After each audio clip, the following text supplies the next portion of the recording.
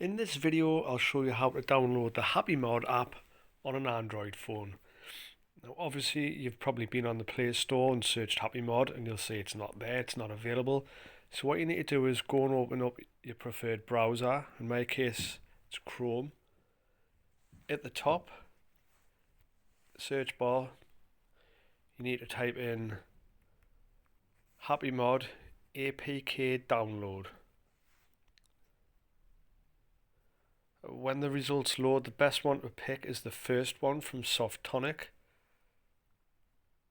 Select that.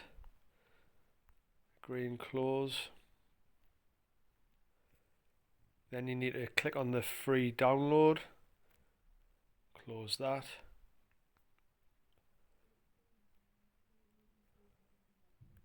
Click on the download.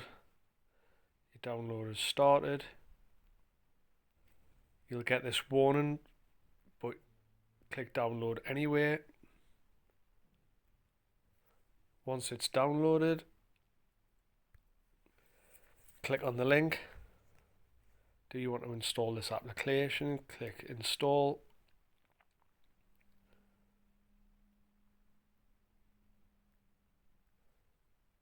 Once it's installed, click on open.